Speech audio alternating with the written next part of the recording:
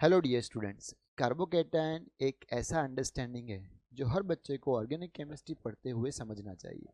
और आज मैं आपको कार्बोकैटायन की बेसिक अंडरस्टैंडिंग समझाने वाला हूँ। कार्बोकैटायंस जैसे ही दूसरे भी रिएक्शन में इंटरमीडिएट्स होते हैं।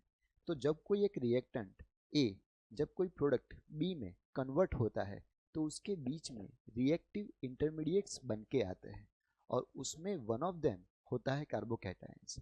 दूसरे भी इंटरमीडिएट्स होते हैं जैसे कार्ब एनायन, फ्री रेडिकल्स। तो ये सारे इंटरमीडिएट्स की स्टोरी से रिएक्शन का मैकेनिज्म आगे बढ़ता है और वही डिफाइन करता है कि प्रोडक्ट कैसे बनेगा और कितने अमाउंट में बनेगा। तो आज हम कार्बोकैटायन मान के कार्बन के ऊपर जो पॉजिटिव चार्ज है ऐसे स्पीसीज की बात करने वाले हैं। सबसे पहले कार्बोकैटायन क्या है उसकी समझ लेते हैं। कार्बोकैटायन का मतलब होता है कार्बन के ऊपर एक पॉजिटिव चार्ज होना।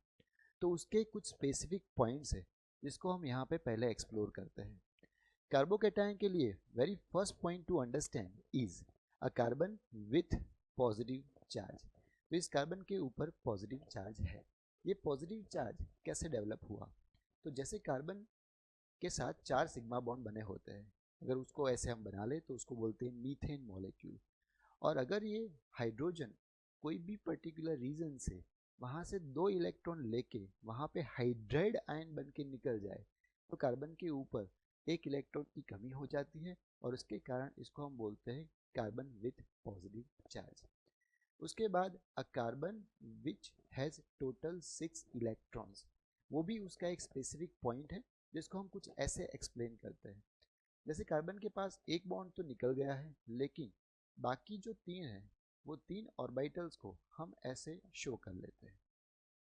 ये तीनों ऑर्बिटल्स ने हाइड्रोजन एटम से शेयरिंग किया हुआ है, इलेक्ट्रॉन शेयरिंग किया हुआ है और इसके कारण आपने यहाँ पे हम इलेक्ट्रॉन्स को देख रहे हैं जो शेयर्ड है। Now the total number of electron with this type of species 3 4 5 6, इसके कारण टोटल 6 इलेक्ट्रॉन ये मैनेज करता है।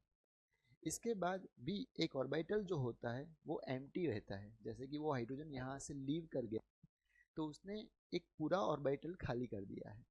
सो ऐसे स्पीसीज को हम carbon with empty P orbital भी बताते हैं। तो इस पर्टिकुलर केस में जैसे वो ऑर्बिटल्स को हम शो करना चाहते हैं तो कुछ ऐसे शो करेंगे और ये जो ऑर्बिटल है वो अनहाइब्रिडाइज्ड स्टेट में होगा। बाकी तीनों जो ऑर्बिटल्स है वो हाइब्रिडाइज स्टेट में है और उन सभी ने सिग्मा बॉन्ड बनाया हुआ है। तो इस तरीके से carbon with positive charge, carbon which has 6 electrons and carbon which has empty P orbital को हम कार्बोकैटायन बताते हैं। इसके बाद भी हमें उसकी स्टेबिलिटी के बारे में थोड़ा डिस्कशन करना पड़ेगा। ये कार्बोकैटायन का बहुत ही बेसिक अंडरस्टैंडिंग है जो हम यहाँ पे डेवलप कर रहे हैं। टाइप्स एंड बेसिक स्टेबिलिटी के ऑर्डर के लिए सबसे पहले हमने कुछ टाइप्स बनाने होंगे। जैसे इस पर्टिकुलर कंपाउंड्स में कार्बन के साथ अगर मान लो 3 हाइड्रोजन जुड़ जाए तो ऐसे कार्बोकैटायन को हम मिथाइल कार्बोकैटायन बताते हैं। सो इसका नाम हो जाएगा मिथाइल कार्बोकैटायन। जैसे कार्बन जो पॉजिटिव चार्ज है उसके पास अगर एक कार्बन डायरेक्टली कनेक्ट हो जाए और बाकी के 2 प्लेसेस पे अगर हाइड्रोजन हो तो ऐसे कार्बोकैटायन को हम प्राइमरी कार्बोकैटायन बोलते हैं।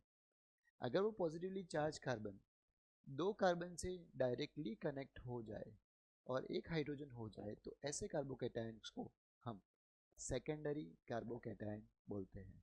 और आगे जाके अगर वो तीनों 3 कार्बन से डायरेक्टली कनेक्ट हो जाए तो इसको हम बोलते हैं टर्शरी कार्बोकैटायन। और अगर इनकी स्टेबिलिटी के ऑर्डर के लिए बात की जाए तो टर्शरी कार्बोकैटायन हाईएस्ट स्टेबल होता है, फिर सेकेंडरी आता है, फिर प्राइमरी आता है और लास्ट में आता है मिथाइल कार्बोकैटायन। दोस्तों ये मिथाइल से लेके टर्शरी कार्बोकैटायन की स्टेबिलिटी का ऑर्डर हमें क्यों समझना है? क्योंकि अगर ये स्टेबिलिटी अगर हमें पता होगी तो वो रिएक्शन में कितने फास्ट कंपेरेटिवली जाएंगे वो हमें पता पड़ता है।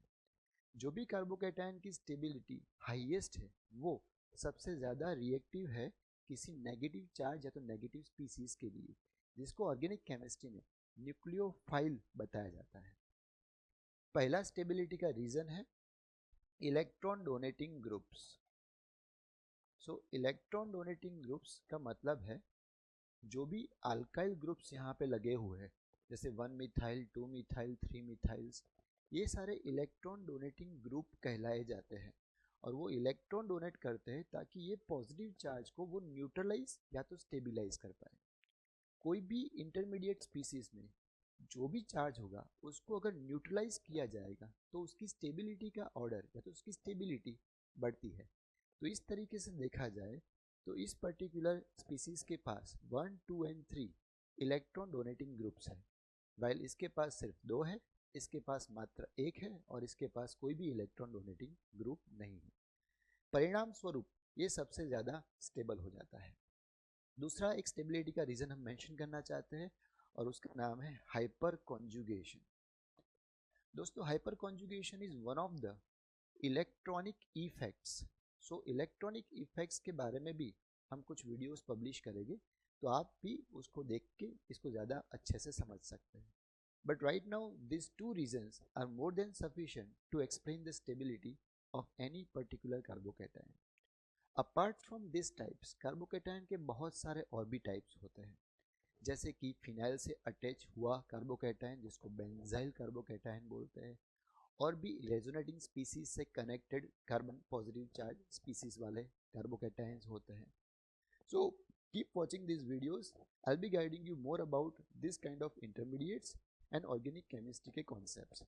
अगर आपको कोई भी ऐसा टॉपिक जो ऑर्गेनिक केमिस्ट्री में स्टडी करना हो, डिटेल में स्टडी करना हो या बेसिक लेवल पे भी स्टडी करना हो, तो आप कमेंट सेक्शन में ज़रूर से लिखिएगा। I will be guiding you more and more.